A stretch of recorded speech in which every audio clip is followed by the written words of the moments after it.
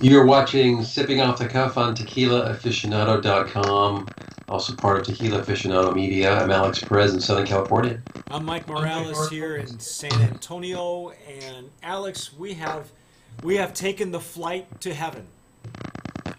We we have been tasting and sipping and dissecting pasote tequila.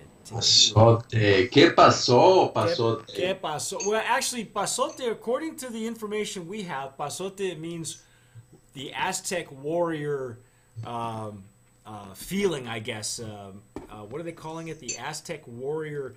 Their Nice. let's see here. The fierce spirit of Aztec warriors. By the Okay. way, if you followed us on Instagram, Tequila Aficionado's Instagram, you'll see some pictures of pasote that we posted, and it photographs beautifully Ah, in black and white, and it's got that classic, instant classic look, and each one of these graphics is different. I think Alex, we should nominate this for Brand of Promise also in the packaging category. It's so unique. yeah, I think it's a good looking bottle, substantial bottle. Yeah, I will say you have to watch out again, folks. Yeah, I just Before did you that with record. mine. Did yours come out too? Mine's came off just a little Yeah, bit. it'll happen. It's one of those things that we suffer through, but we're okay with it. We're okay. We're okay. And this I'm is 1579 is the gnome on this. Yes, and that is Felipe Camarena. Yeah, from the Camarena family. He's brothers with Carlos and Alex. Me and Carlos have a long history Magic. together. The magic of Camarena. The magic of Camarena, or the madness of Camarena. The magic and the madness. The magic and the madness. Um, Again, what here? I'll do this. Check this out. Look at how light the Repo and the Anejo What are. is the añejo? My lighting isn't the greatest here, but you'll notice that they're almost the same color. They're Yeah. just slightly the same color. And according to the information that we have, Alex, the Anejo is aged 1 year. And as I read off on our tasting panel, they were written a couple of times last year on tasting panel. The reason they're so light in color is that Felipe is using 40-year-old barrels. Antiques. Yeah, I was gonna say, God forbid one of them should like fall apart, right? Well, that's interesting, and like I think we mentioned before, it's probably because they don't want really to make it a tannic or get too much wood influence.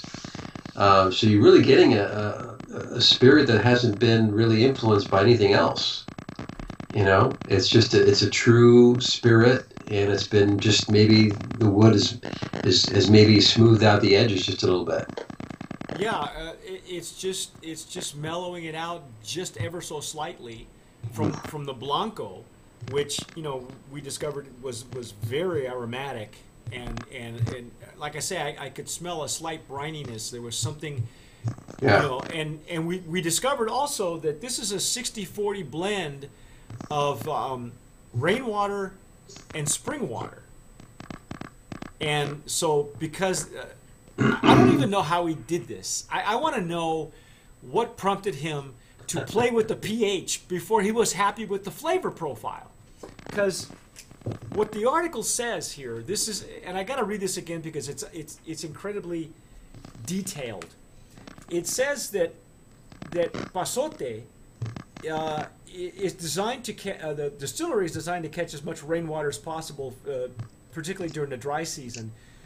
But Pasote is 40% rainwater, 60% water from a natural spring on the property. So it's a 60-40 split. Somewhere in his laboratory, there's a 70-30 that I want to taste. That's right. Well, it's interesting. I wonder if playing with the pH affects fermentation. Well, You know, I who don't knows? know.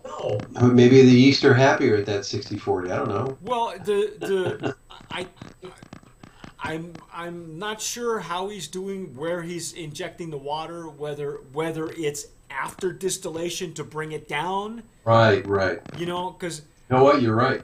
yeah.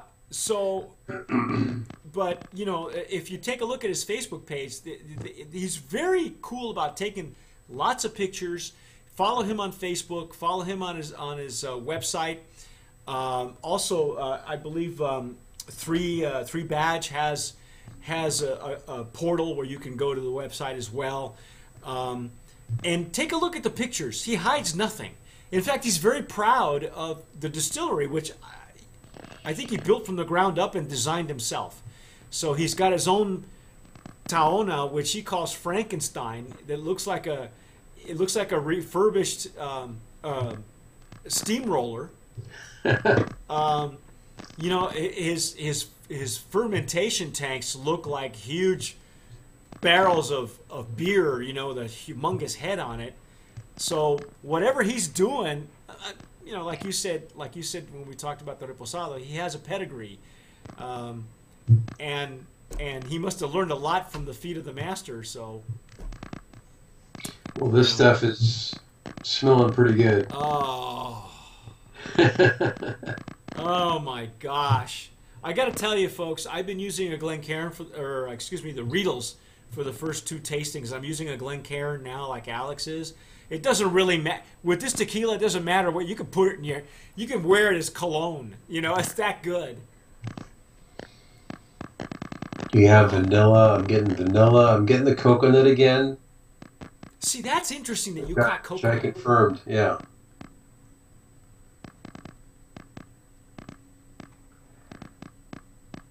Wow. And the agave is still coming through too. Yeah, that agave has not disappeared. You know, whereas other repos and añejos, if they're done correctly, you know, add another layer of complexity. With this one, it doesn't. It's almost like your tequila's barely dressed. Mm-hmm. It's like she's only got the dress. You know, it's like it's off the shoulder a little bit. You know, it's showing you a little shoulder, showing you a little leg. Nice. You know. Wow. Wow. Now see, there's more pronounced down there at the bottom. The nose we were getting in the Reposado is even more pronounced. This is an incredible añejo.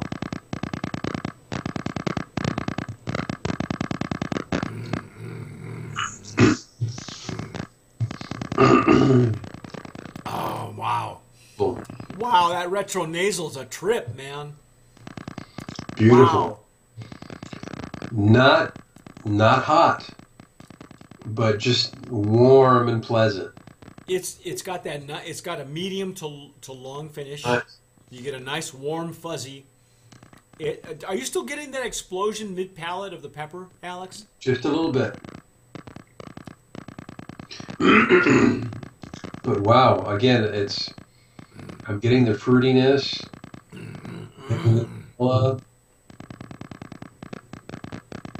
Wow. Citrus too. Yeah, that's a very prominent, prominent flavor that you're getting throughout and that could be because of the water. As a matter of fact, it just brings that out. Beautiful. What a beautiful añejo. Like I said, look how light in color it is. And my lighting's not all that great, so it might even look darker than it really should. Holy cats! It doesn't matter what you serve it in. This is it's exquisite. It's splendid. And you know, Alex, I because the nose is so prominent, I know that they probably have cocktails, you know, that you make with this with Pasote, but I would really, this would be one of the few that I just would not, I wouldn't want to mix it, Alex. I really. Leave it as is. Very nice. That's a beautiful añejo. Wow. 1 year añejo. Hey, brand of promise nominee, instant legacy category as far as I'm concerned. You know, and for packaging as well. And as we've noticed the trend in packaging, Alex, that they're showing more and more of the bottle and spending, giving us some splendid graphics, but Nice. the juice is what's really coming through. And wow. And you know what, Mike? This proves that you do not need a whole lot of wood. No. I mean, it's such a beautiful tequila, just very, very light, if anything, on the wood. Maybe just a kiss of American oak. But I barely get any wood, and it's such a good añejo. There's Yeah. no need for it. I'm like speechless. I'm really dumbfounded. Excellent. I want to know. I want to be in his head one day, because Let's go sit in how does he Albert go? Party. What has he done? That he would use. I want the oldest barrel you got. What is it 30? 40. You got 40? I want 40. I want 40-year-old barrels. How does he? I know he grew up in the business. And who's got 40-year-old barrels hanging around? Yeah, who's got them? Don't you have to replace American this? oak. If you're doing whiskey barrels, they use them one time and then they sell them. Well, yeah, but I mean, who do you find in tequila? Who do you find anywhere in Jalisco that's got barrels that are older than 35 years old? I mean, where are you sourcing these barrels? These are old Camarena barrels. Holy cow. He must have a network, And like I said, I want to go to his lab. I want to taste the 80-20. It's like ground beef. It's like 75-35. I want to taste those variations. The 50-50. Yeah, the 50-50, the 60-40. I want to taste those variations because he's got them. Yeah. And I'm not sure if he's ever going to produce for other people anymore. But maybe that he has that he probably has a variety, that he's got 3 tequilas that are out. He's got Pasote, he has Terralta, and G4. Now I've not had Terralta or G4, so I'm not sure what those flavor profiles taste like. But I'm wondering if maybe one of those is the 70-30, and the other one is the 80-20. That's not like I'm talking about ground beef or something, right? Wow. Another brand promise. Wow. Yeah. Congratulations to Felipe Camarena and Pasote. Ladies and gentlemen, if you haven't tried it, go try it. Go buy it now. The MSRP is worth every penny. Was it I think 88 on the añejo? Yeah, I don't know. What does it say on the paperwork? 69. Oh, 69. So, you'll find it somewhere between that and I would say $10 would be pushing it, but probably within $5 either way. Yeah. Worth every penny. Quality. Worth every penny. This Quality. is the one you sip on. Legendary. Yeah, excellent stuff. If you want to taste tequila, probably the way it should taste, without it being masked by wood, this is what it is. This is a true añejo. Yep. Yeah, it's the way tequila was meant to be savored. I think so. Yeah. So again, brand of promise nominee in the instant legacy category. Instant Legacy. And Instant legacy. so get yourself a bottle of Pasote. That's our take on Pasote tequila. I'm Mike Morales here in San Antonio. Go Camarena. I'm Alex Perez, Southern California. Thanks for watching. And please let us know what you think. And as always, sip wisely.